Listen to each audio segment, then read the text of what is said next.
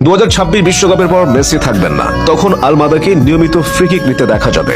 Free কিকে তাকে ডান পায়ের Messi বলা হয়। বর্তমানে তিনি খেলছেন 11 নম্বর জার্সি পরে। এই জার্সিতে ডি মারিয়া 1.5 যুগ আর্জেন্টিনাকে সার্ভিস দিয়েছেন।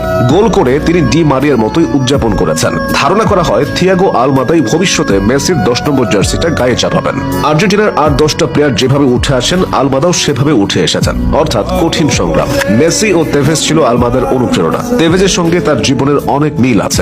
বুয়েন্স আয়ার্সের অত্যন্ত দরিদ্রপ্রবণ এলাকা থেকে তার উঠে আসা। অল্প বয়সেই আলমাদা স্থানীয় একাডেমিতে নাম লেখান। তার বয়স যখন 13, তখন আর্জেন্টিনার জনপ্রিয় ক্লাব ভেলেস সার্সফিল্ডের স্কাউটরা তার প্রতিভা দেখে তাকে সরাসরি যুব দলে নিয়ে আসে।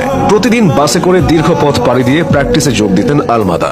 বাড়তি পরিশ্রমের কারণে তিনি সহজেই হেড কোচের নজরে পড়েন। 2018 সালে মাত্র 17 বছর বয়সে ভেলেস সার্সফিল্ডের সিনিয়র দলে তার অভিষেক ঘটে। এখানে দুর্দান্ত পারফরমেন্সের পর তিনি আর্জেন্টিনার যুব দলে খেলার সুযোগ পান এবং পরে 2022 সালের বিশ্বকাপ স্কোয়াডে জায়গা করে নেন। বিশ্বকাপ জয়ে আর্জেন্টিনা দলের সবচেয়ে কম বয়সী খেলোয়াড় ছিলেন আলমাদা। মাত্র 21 বছর বয়সে তিনি দলকে বিশ্বকাপ জিততে দেখেছেন। 2022 সালের ফেব্রুয়ারিতে 16 মিলিয়ন ইউরো ট্রান্সফার ফিতে তিনি আটলান্টা ইউনাইটেডে যোগ দেন। এটি মেজর লিগ সকারের ইতিহাসে সবচেয়ে বড় ট্রান্সফার ফি ছিল। 23 বছর বয়সী এই ইয়াংস্টার বল কন্ট্রোলের দিক থেকে অনেক পরিণত।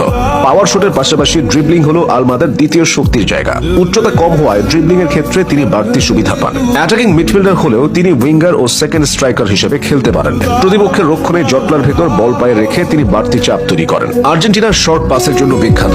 আলমাদাও সেই ধাতুতে গড়া। তার ছোট ছোট পাস ও দ্রুত মোড় নেওয়ার ক্ষমতা গোলের সুযোগ তৈরি করে। ডিফেন্স চেরা পাসও দিতে পারে। যুগে যুগে আর্জেন্টিনায় ঝাঁকে ঝাঁকে তরুণ প্রতিভা এসেছে। থিয়াগো আলমাদা সেই ধারাবাহিকতা ধরে রেখেছেন। থিয়াগো আলমাদা এখন আর্জেন্টিনার বর্তমান ও ভবিষ্যৎ।